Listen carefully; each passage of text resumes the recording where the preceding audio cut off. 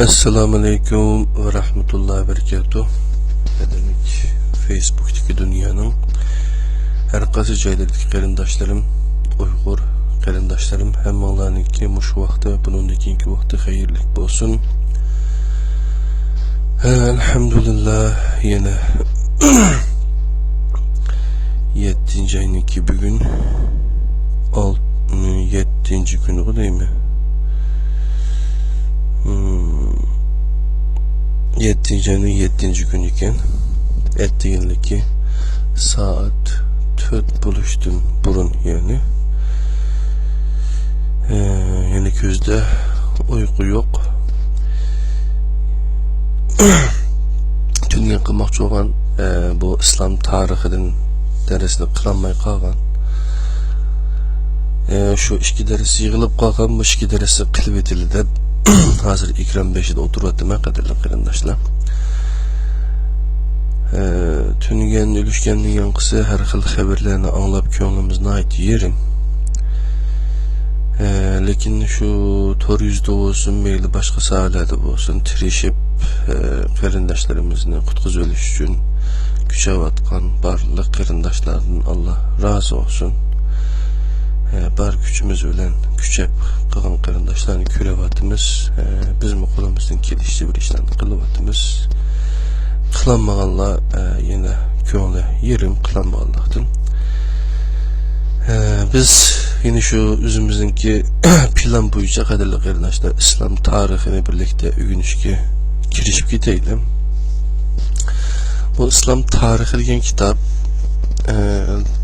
2014 yılı Teklimakan Uyghur Neşriyatı tarafından, yani Abdülcelil Turan akımızın neşriyatı şu taraftan tercüme kılınıp neşir kılınan kitap 3 tane profesör, doktor birlikte yazgan kitap ki mukavvasımına ait sıfta çıraylık. O da bu yeni çıkan Bəxt Saadet'nin kırık resipi Muhammed Yusuf akımız Teklimakan Neşriyatının çıkan kitabı var. Bu kitapga o'xshash bunun mukavvasi ve çıraylık, qattiq mukavvili kitap. İslam tarixinin bahasını o 7 lira deb ko'rdim.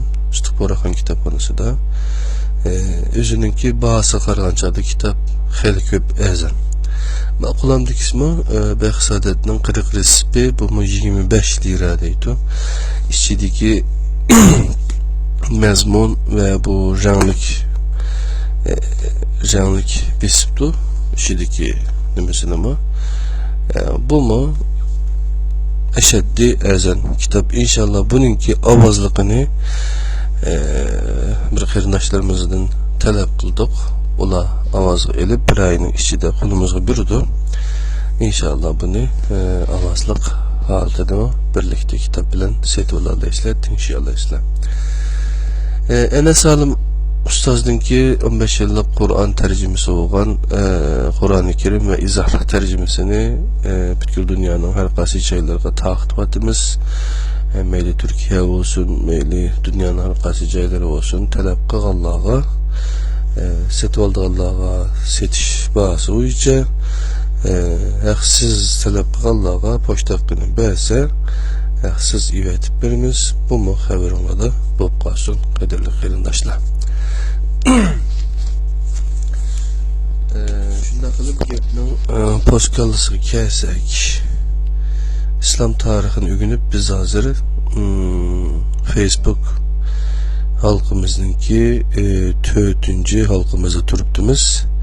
Yani 2. babning 3. mezmun İslamiyetning Medine devri, yani Medine şehir devletinin qurilishiga kelibdimiz qadrli qarindoshlar. 47. betden 54. betgacha bo'lgan mazmunni birlikte o'rganib o'taylik.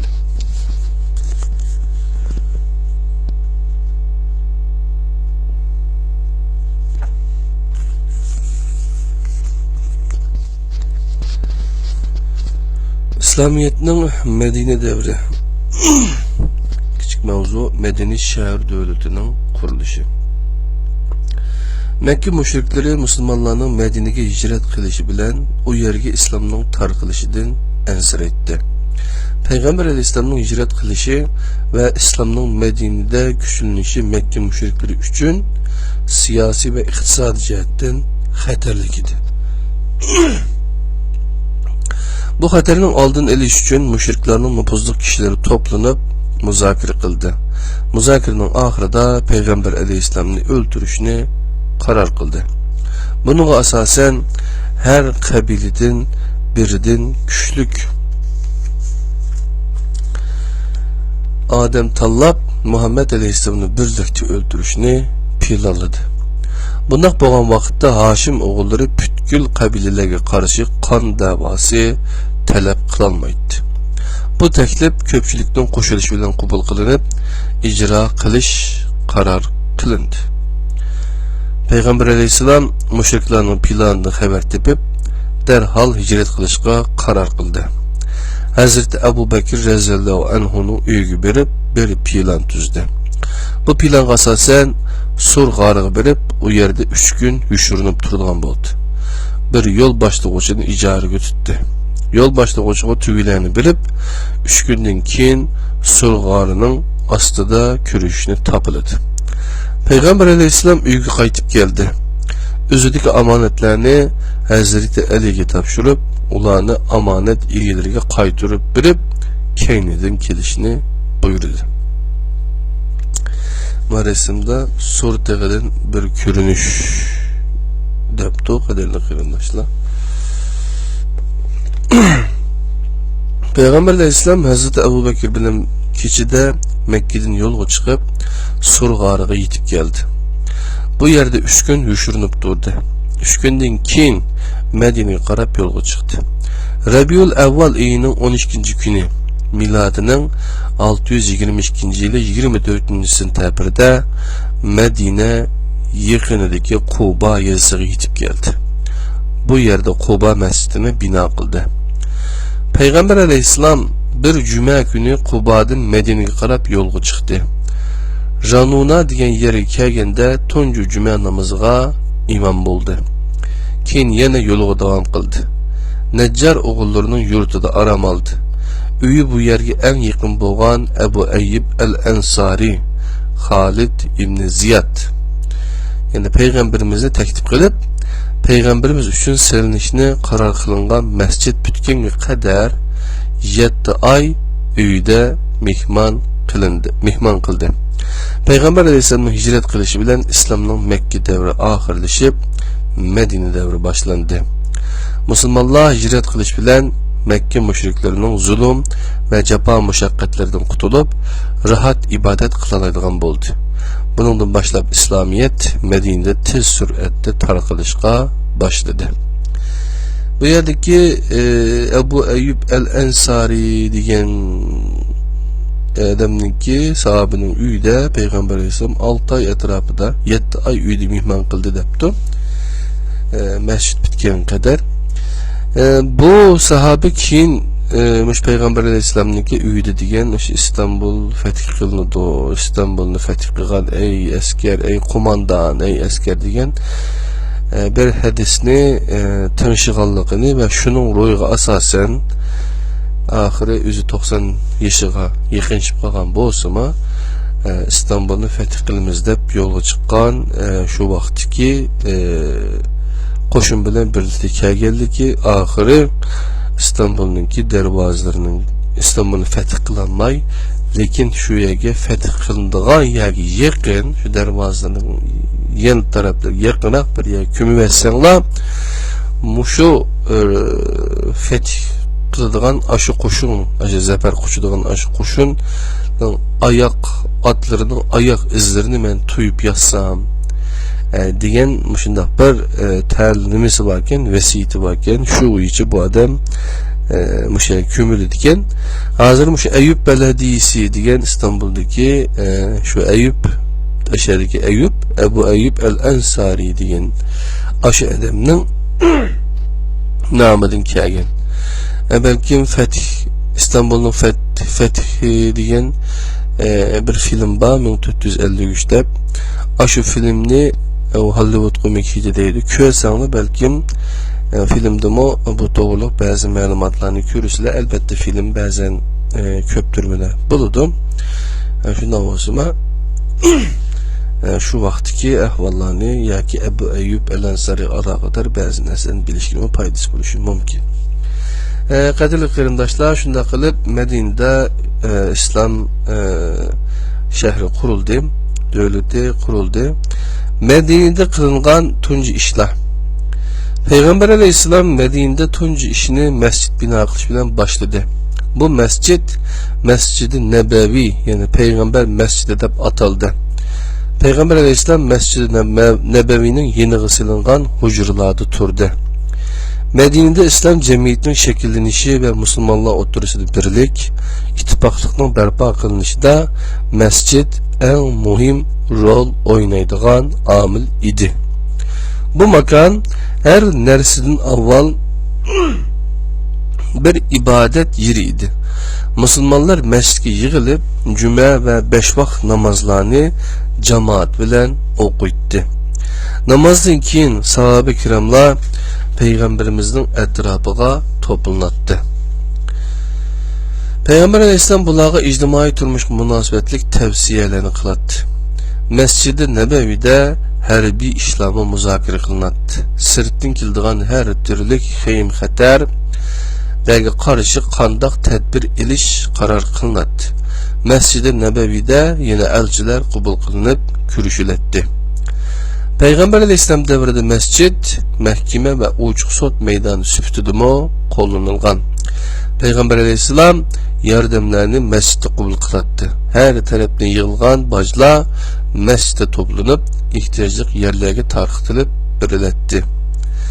Hicrətinin 1-ci ilindən başlap Mədinəyə köplügən məscidlər silindi.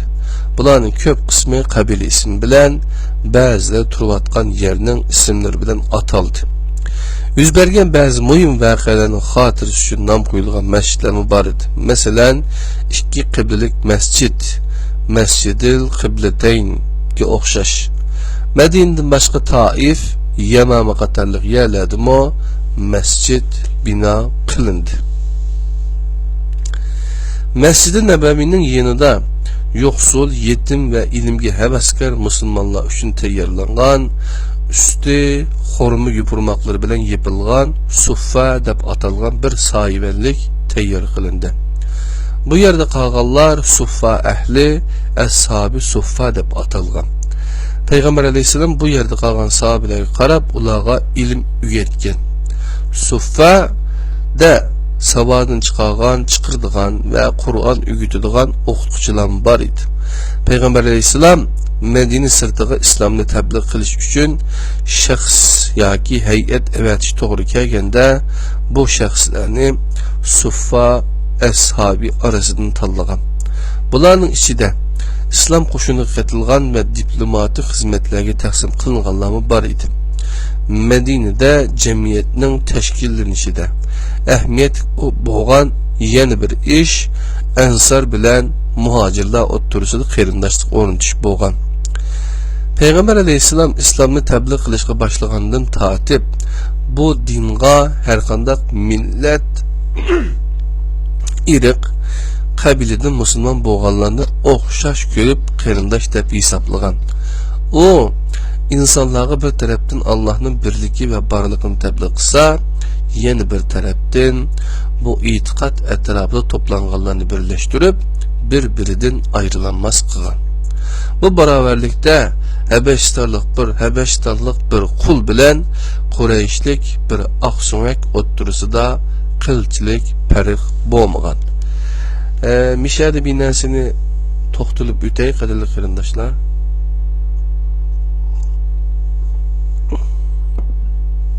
Hollywood'un deyme işlegen bir Müslüman rejissör tarafından işlengen bir film var. Türkçüsü Özgürlük Savaşçısı Hazreti Bilal'dır.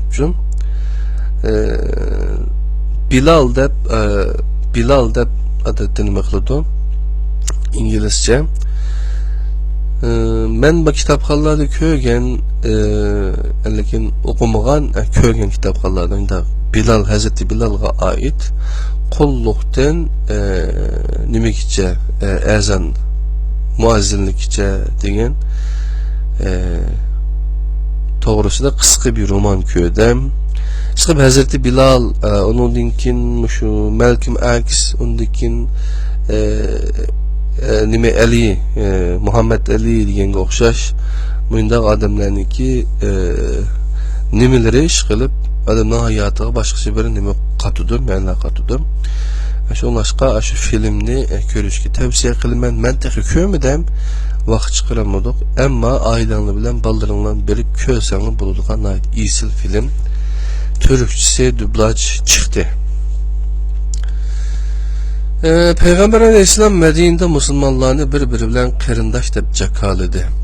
Mekke'den Medine'ye hicret qilgan muhacirlar bir-biri bilen çemberças bağlanıp qarindoshlik ruhi o'rnatdi.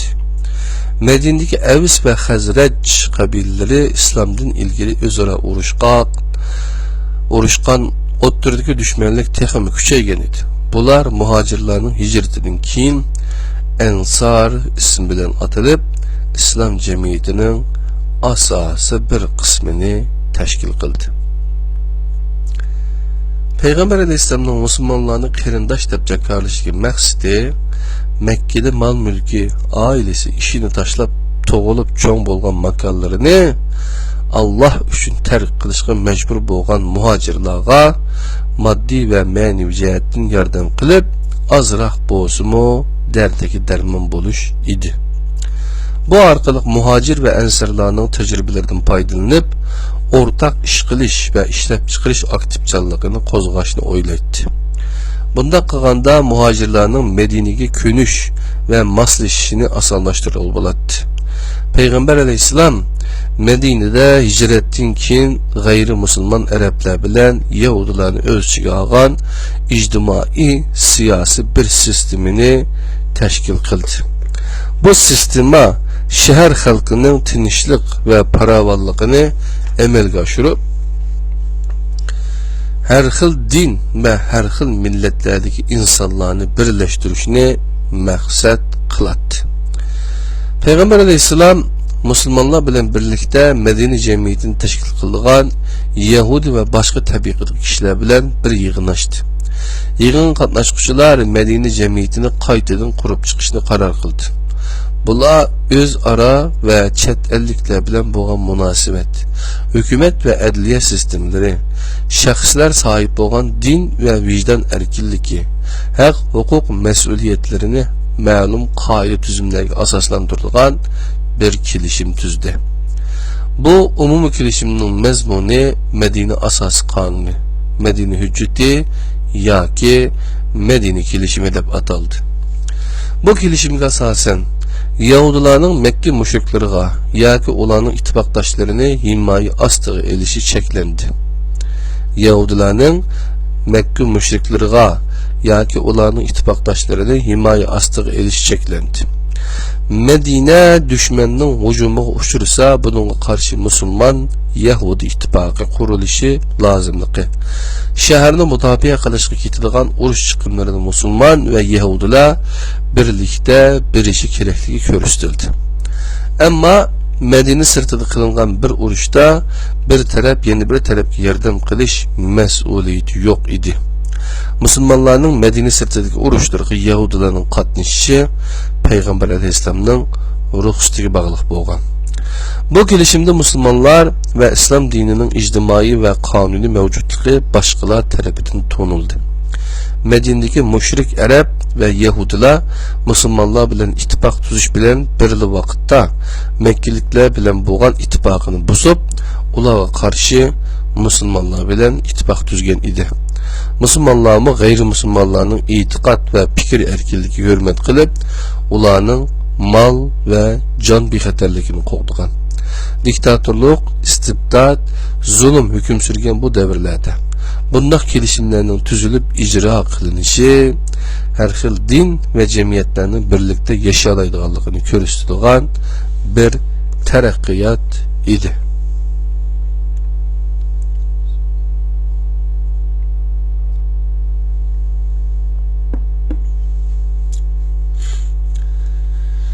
Peygamber Aleyhisselam bu kelishimlarni to'liq icra qildi. Lekin Yahudiler bazı vakitlarda bu kelişimlerge raya kılmadı. Peygamber Aleyhisselam ularını agahlandırdı.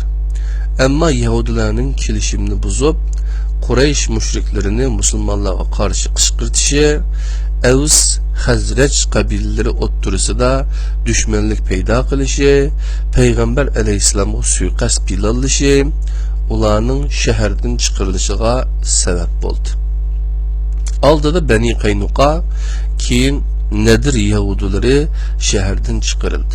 Hendek uruşunun keyin Beni Kureyze Yahudileri cezalandırıldı. Peygamber Aleyhisselam hicretinin 1. yılında Müslümanların nüfusunu tizimledi.